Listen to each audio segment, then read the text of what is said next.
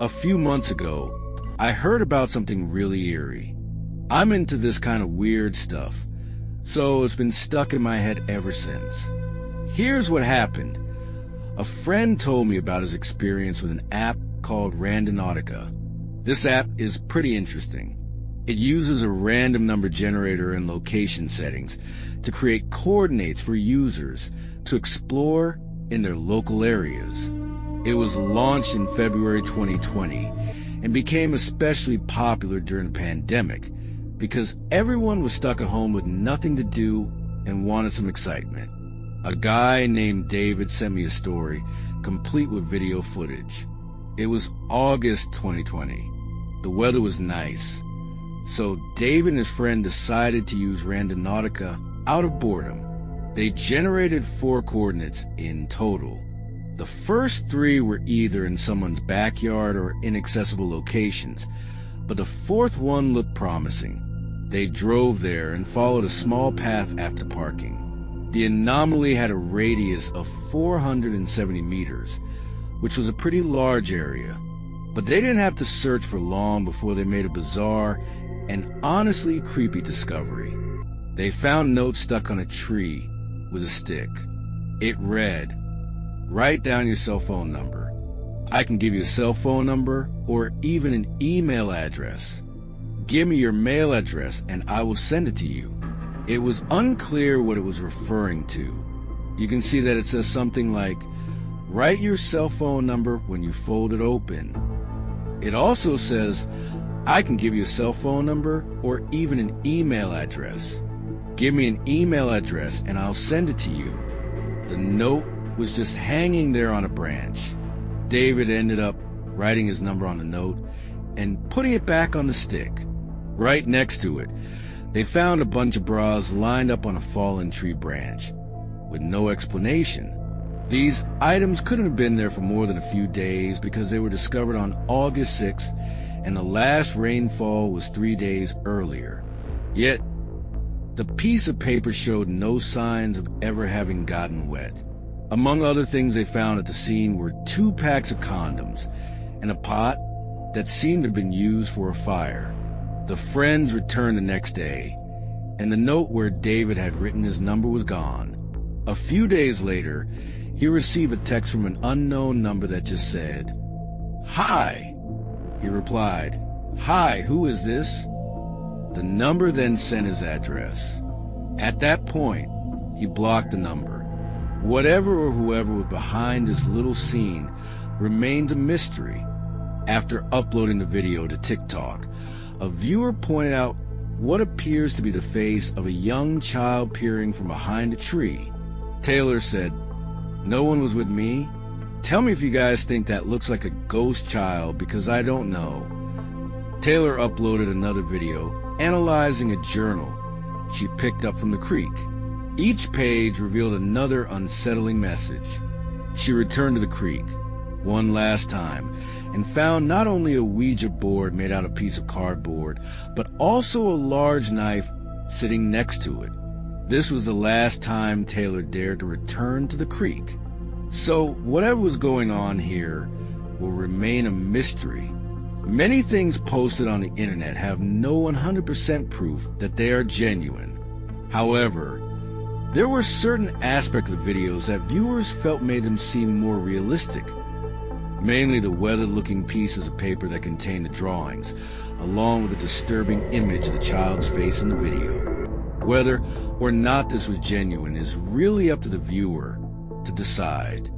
This story was sent by a viewer named Davey S.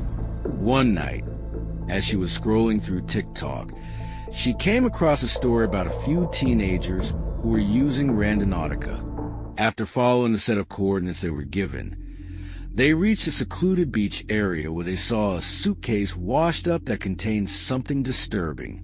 But I'll talk more about that in a bit. Davey and her roommate Ash saw this and were determined to make their own unsettling discovery on the app. They invited 2 other friends to join them. When they all got together, they gathered in Davey's room and figured out how to use the app. They set a radius around their current location, 29 kilometers or about 18 to 19 miles. After hitting the button to get the location, a screen popped up telling them to set their intentions for what they wanted to learn and experience during the outing. The word they inputted was spooky. The location the app gave was eerily close to her house. Davy and her friends lived in a rural part of Alabama near Lookout Mountain. At the bottom of the mountain was an abandoned steel plant, along with a few other abandoned buildings and a lower-income neighborhood. The location the app gave them was just 3 streets away. It was on a very long road that stretched for miles without any intersecting streets.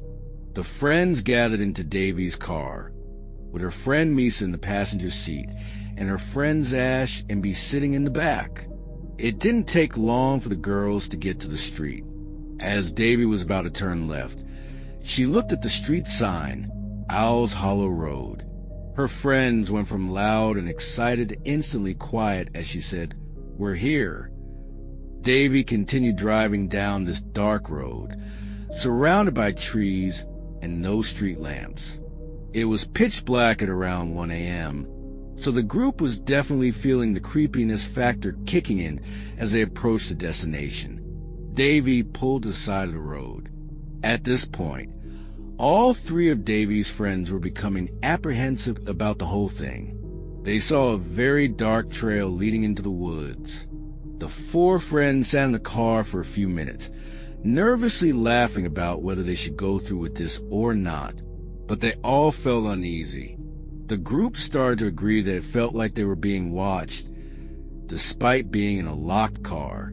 They felt vulnerable, being alone with just a dying phone, and so they all agreed to leave and pulled off further down the road. They kept driving, exploring this narrow road. There was nothing but trees and the occasional street lamp. Davy was getting tired and decided to just do a 3-point turn on the very narrow road and go back home. There was a sense of relief until the group realized they had to pass the trail again. As they passed it, Davy looked in the rear-view mirror and saw what seemed to be a hooded male figure standing in front of the trail. She pressed the gas even harder, but didn't tell her friends what she saw because she didn't want to scare them. The friends briefly talked about that night before going to sleep around 2 a.m. The next morning, Beck went home and Davy took Ash to work. Misa decided to hang out with Davy for a little longer before she had to be home in a few hours. They discussed going back to the trail since it was daylight, and they felt a bit more comfortable. They made their way back to the trail and got out of the car this time with keys and phone in one hand and a pocket knife in the other. As they walked up the trail, they realized it led uphill, something they didn't notice the night before because it was so dark. They started to feel like something was off, like they were being watched again. They made it to the top of the trail, which led to a clearing that looked almost like a dump site. There were tires, fast food garbage, household items, and so on. The 2 started looking around and came across a bunch of mattresses scattered throughout the clearing. The disturbing part was that the mattresses were made beds, with pillows, blankets, sheets, and everything you'd expect on a made bed. The sight was so unsettling.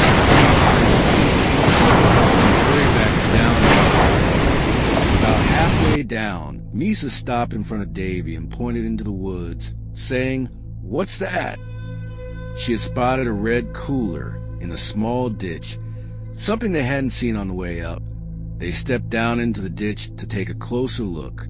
As they approached it, the overwhelming stench of something rotting hit them. Looking around, Misa spotted a dead cat carcass a few meters away. Avoiding the carcass, she grabbed a big stick and tilted the cooler upright. It was surprisingly heavy, and something inside was sloshing around like it was full of liquid. She poked the stick into the top of the cooler and slightly opened the lid. As soon as it cracked open, a gust of hot, putrid air hit Davy in the face. Maggots and bugs immediately started crawling out of the... Trying to find a driveway to turn around, Davy attempted another tight 3-point turn on the narrow road, but they had to pass the trail one more time. As they did, Davy noticed some pieces of the road that hadn't been there before. Looking around, she saw the same hooded figure from the night before standing in the woods. She drove over the wood, damaging the bottom of her front bumper, and then sped off back home. The next day, Davy and Misa went back to the trail one more time to record what had happened. That footage is what you've been seeing. After that, Davy deleted the Randonautica app and never used it again. I mentioned earlier that a video inspired Davy and her friends to try the app. It was filmed by a couple on TikTok who posted their own angles of the video. They found a suitcase washed up on the rocks below a jetty at a beach in West Seattle. As they approached it, they realized there was a foul odor coming from the suitcase. The contents were more disturbing than they initially thought. The teens called the police, but with notoriously slow response times in Seattle, it took 3 to 4 hours for them to show up. By then, the tide had risen enough to wash the suitcase away. It took a scuba team to retrieve it. Inside the suitcase was a black garbage bag containing the remains of a couple, Jessica Lewis, 35, and Austin Wenner, 27. Their murderer was their landlord, Michael Dudley, with whom they had previously argued over rent payments. Neighbors reported hearing a male voice screaming, "Please don't do this. Just let me go," before gunshots were fired on the night of the murder. This was said to have happened 10 days before the suitcase was found. The videos eventually got taken down, but the story spread like wildfire. So, is Randonautica just a harmless app, or does it lead people to genuinely creepy places? I don't know, but I'm not risking it.